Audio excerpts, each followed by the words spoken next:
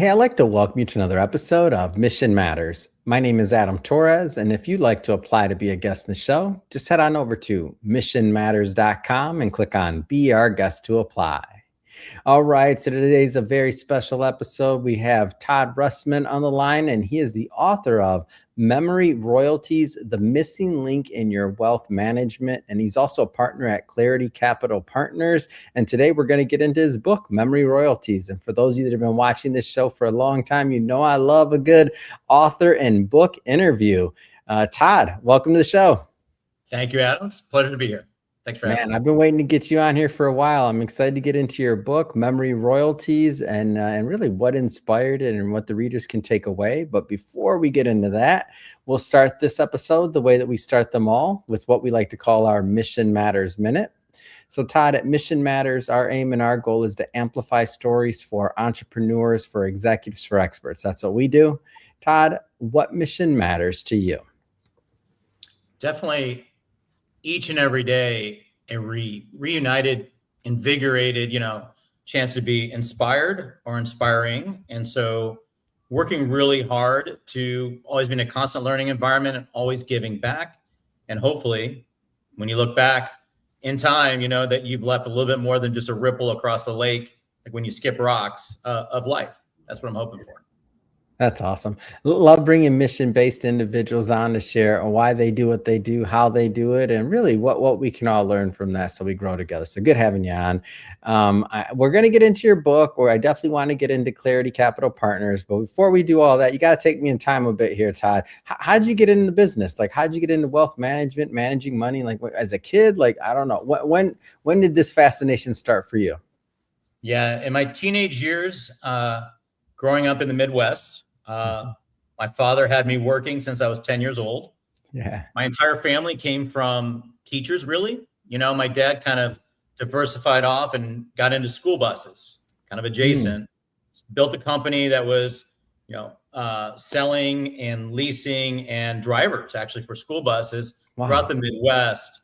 He eventually sold that business, but I got to work for him, since I was 10 years old in the hot, humid summers of Missouri, starting with, a broom to picking up way long time ago, with mechanics we would pick up. My brother and I both would work. My brother 2 years younger than me, and we would pick up, empty soda bottles for deposits. And then we got into cleaning buses, and eventually I graduated, driving buses, fixing buses. And then the final coup de grace my dad got me after my freshman year of college was to shovel rock all summer. And that taught me what I don't want to do, which during that time I was pretty good in school. I really liked reading. I was one of those bookmobile kids, also dating myself. But, I read a lot about Warren Buffett, and I just thought it'd be amazing to do something in that industry. It's like a teaching thing, coaching, and especially on the private client side, which is where I kind of sit. Yeah. How do you think those early experiences, like in the trenches, working for your dad's business, like how do you think that helped fuel what you do today? Like, what are some of the lessons you got from those experiences? So, definitely grit.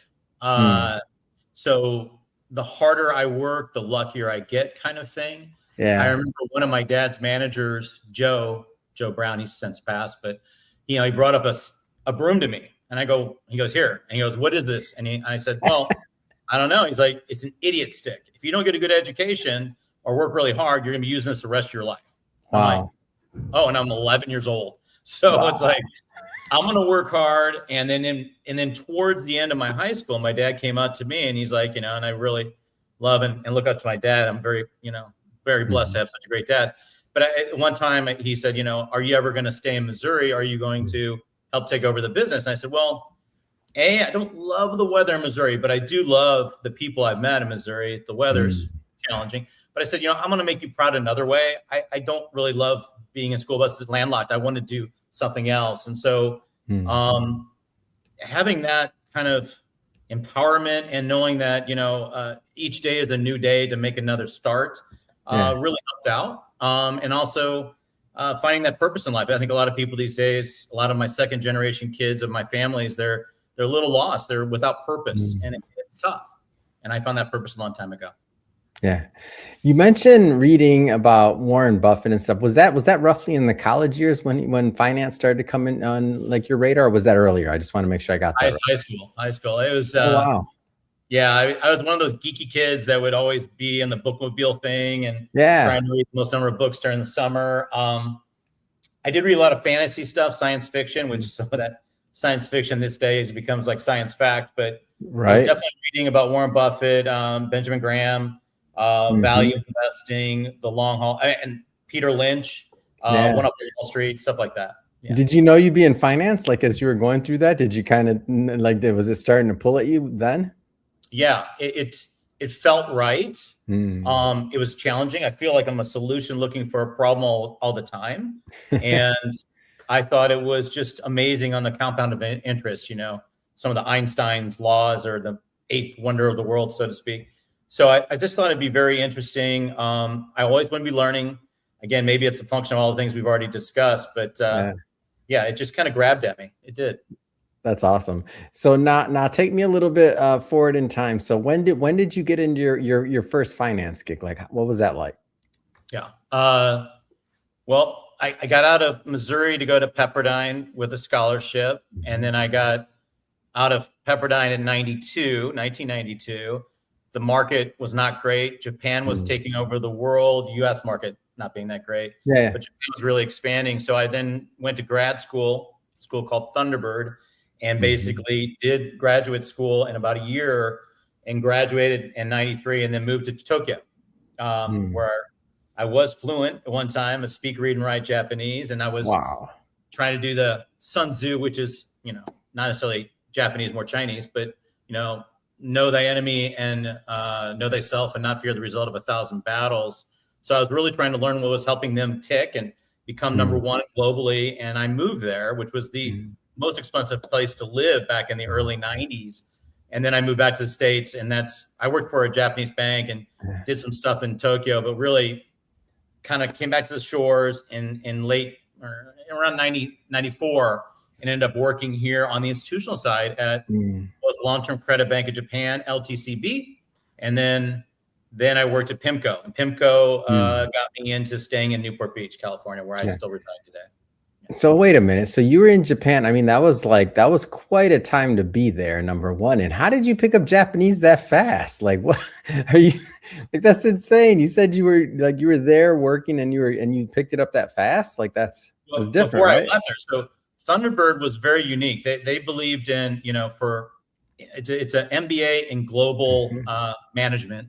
So you've got to be fluent in both the language and the business practices of whatever language region you choose. A lot of people chose Italy, Germany, some Chinese, not very many. I mean, Japanese was one of the more challenging ones. And I learned all of that while being at Thunderbird, and then get out of the classroom and get into the real thing was what happened.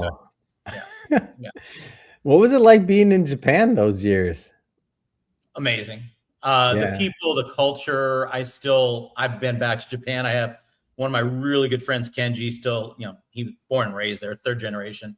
But it was amazing. And if you could think, there was no cell phone. So I had to get phone cards to go to a pay phone to call my dad to check in once a week. You lost all our younger audience. They don't know anything you just said. You might as well just spoke Japanese. It is crazy. I mean, that was payphones. I had to wait for a payphone. But that whole sentence doesn't even work anymore. Phone card for payphone that's awesome. And so now you're back in the States. You're working for the bank, and now what happens next? What happens next? Well, the LTCB, Long-Term Credit Bank of Japan, was the 16th, I believe, largest bank in the world. And within a few short years after I left, nothing to do with what I did. I was on the loan portfolio side, and I was helping them manage some of their U.S.-based investments in Pebble Creek and a winery and a couple of restaurants. I moved to PIMCO because basically I was living in Newport, but driving to downtown LA. Downtown LA back then was not a safe place. I mean, it was pretty much, I show up at 5:30 in the morning just so I could avoid traffic, work all day, leave after my Japanese sucho bosses would leave at like 7 o'clock and go home. I was young, so I could do it. I mean, it was really stretching my time, but PIMCO hired me away, and then I was able to not only live in Newport, but work in Newport. And then from institutional side, I was at PIMCO for a short while before I left to go to Mellon before the merger with Bank of New York Mellon. And that got me on the private client side, which is still where I am today, which I do like for me better because it's more personable. And I get to learn from my clients, and I get to see how they're doing things and hopefully help them make only new mistakes, kind of thing. Yeah. Wow, that's amazing. And so I want to let's go further into what you're doing present day. So Clarity Capital Partners, before we get into the book, maybe talk a little bit more about the firm. Yeah, we're a holistic wealth management firm, private client predominantly. We have 5 other wealth managers on my team. We're headquartered out in Newport Beach. We're under $1 billion under management. We are part of a larger RIA. Just happened last year where Summit, Registered Investment Advisor Group out of New Jersey, they're 26 billion AUM. I think the 31st largest RIA in the nation, and they have invested into Clarity to help us grow.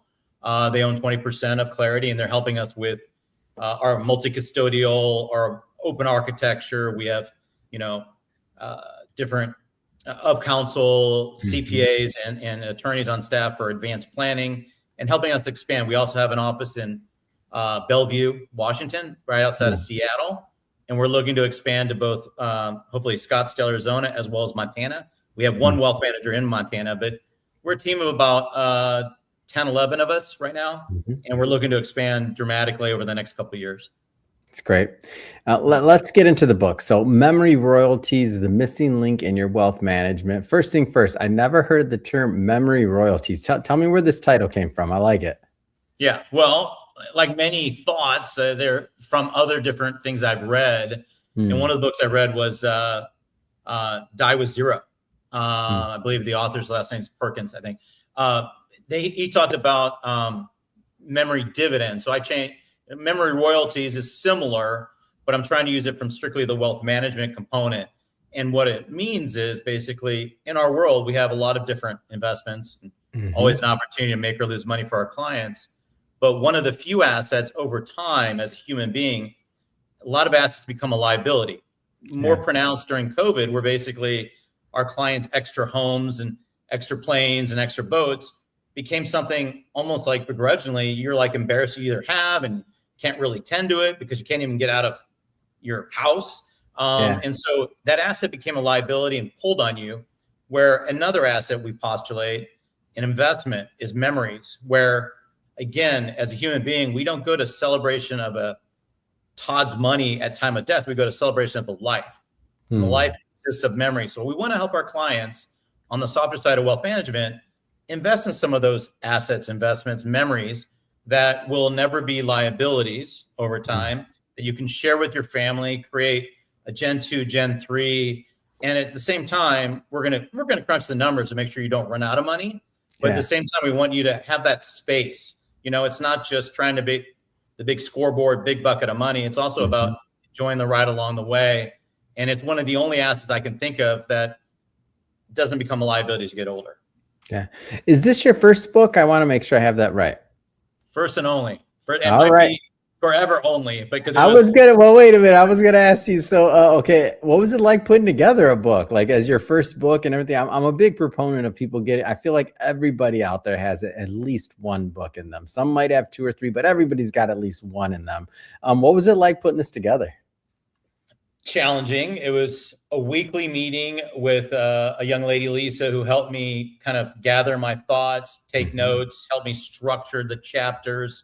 A lot of quotes in the book from things I've read, stories and anecdotes from our families, obviously changing the names. We're very confidential here. So even the stories are changed, states are different, stuff like that. But I did it for 2 reasons. One is I do read a lot. I have a lot of mental models, and I've developed my own speed reading style. And now I feel I've got to compete with AI. So I will lose that battle with AI, but I'm up for the challenge. And then the other reason was I have 2, at the time, younger kids. I have a daughter right now as we're talking. She's 24 and a son who's 20. And I wanted them to know from the book what dad was doing for 80 hours a week during their time growing up.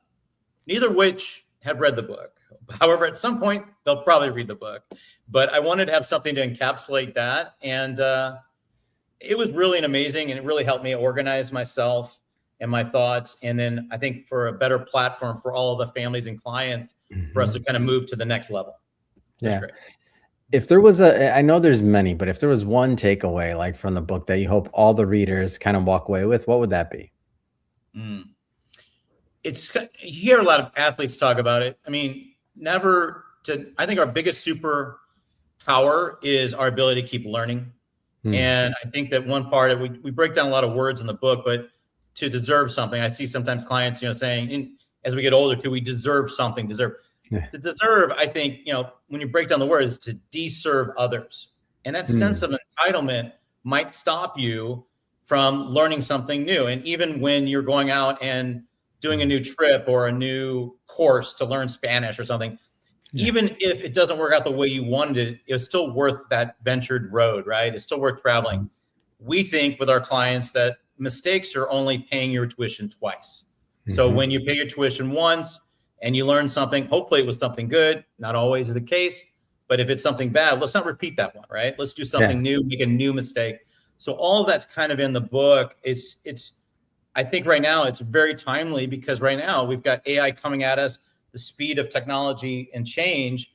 If you're going to, be kind of stuck in your ways and expect so much to happen for you because you've done your time or whatever, it's going to be tough. It's going to be tough. I think that if we can all and we're all going to live longer too. So even when you retire is a challenging concept when you're trying to retire at 60 or 65, but you still have 30 years of life to go. Yeah.